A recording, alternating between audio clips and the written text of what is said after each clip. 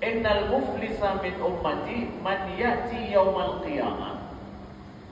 Orang yang bangkrut daripada umatku itu adalah yang datang nanti pada hari kiamat bisolatin wa siyamin wa zakatin, yaitu hamba ataupun umatku yang datang pada hari kiamat dengan solatnya, dengan puasanya, dengan zakatnya. Jadi seorang hamba datang pada hari kiamat, dia membawa solat, alhamdulillah, membawa puasa, zakat, rukun Islam yang wajib baginya, dia bawa semua. Ya. Wa ya'ti qad syatama hadza. Tetapi dia datang pada hari kiamat membawa semua itu ibadah, tetapi bersamaan dengan itu pula dia membawa perbuatan-perbuatan yang ada unsur kezaliman terhadap orang lain, zalim terhadap orang lain. Dia solat, puasa, solat, zakat, ya, itu adalah kewajiban rukun Islam, bagus dia melakukannya. Tapi di sisi lain dia juga melakukan hal yang menzalimi orang lain. Apa yang dia lakukan? Syatama hadza. Dia telah syatam. Syatam itu adalah apa? Mencela, ya, gesebdok, ya, wa qadhafa hadza, ya, telah memfitnah orang lain. Jadi bersamaan dengan itu dia telah melakukan gesebdok, ya, mencela, memaki orang lain, ya. Kemudian juga dia memfitnah orang lain, mengucapkan atau menuduh orang lain dengan perkataan yang tidak benar. Wa akala mala hadza, dan dia makan harta orang lain, ya. Wa safaka dama hadza, dan dia juga membunuh orang lain, ya. Wa daraba hadza, dan dia memukul orang lain. Telah memukul si fulan, membunuh si fulan, memaki si fulan, memfitnah si fulan. Bayangkan itu. Itu contoh-contoh yang disebutkan oleh Nabi sallallahu alaihi wasallam yang perbuatan tersebut ada hubungannya dosa dengan manusia lain, yang ini masuk di dalam unsur zalim terhadap orang lain. Ya.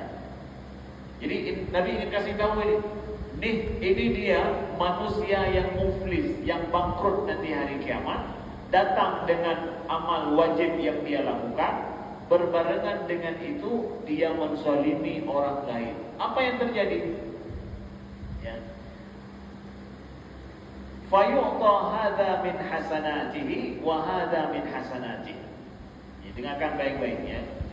Maka orang yang membawa amal soleh tadi, solatnya, puasanya, zakatnya, kebaikan yang dia bawa Allah kasih kebaikan itu, pahalanya Allah berikan secara utuh. Karena dia ada menzalimi orang lain tadi, maka amal kebaikannya itu ditransfer kepada orang yang dia zalimi di dunia. Ya, ditransfer kepada orang yang dia zalimi di dunia.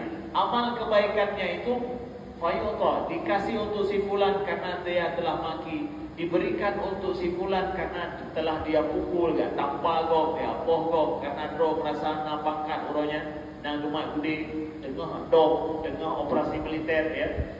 Jadi poh gok, ya. Maka amal kebaikannya itu yang dia buat, sekarang dia bertaubat misalkan, kebaikannya itu akan ditransfer kepada orang yang dia zalimi dalam hidup. Oke?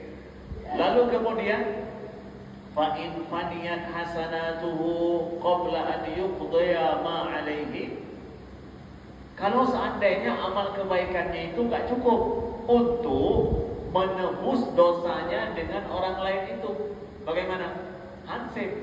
Jadi dia banyak amal kebaikannya, setelah dia bertaubat dari itu ataupun telah dia lakukan amal kebaikan itu ditransfer kepada orang lain karena dia telah menzalimi orang lain masa dia hidup. Habis itu semua, apa yang terjadi? Dosa orang ini kan ada nih.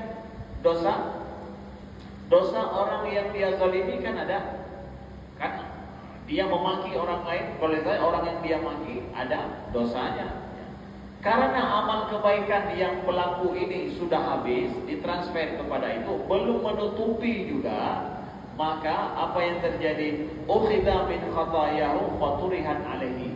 Maka dosa-dosa orang yang dia maki, dia pukul, dia tendang, begitu juga dia fitnah itu, lalu kemudian dosa mereka dilimpahkan kepada si pelaku ini.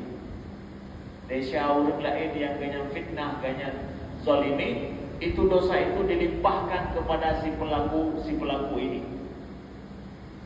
Maka kebaikannya habis, dosanya bertambah.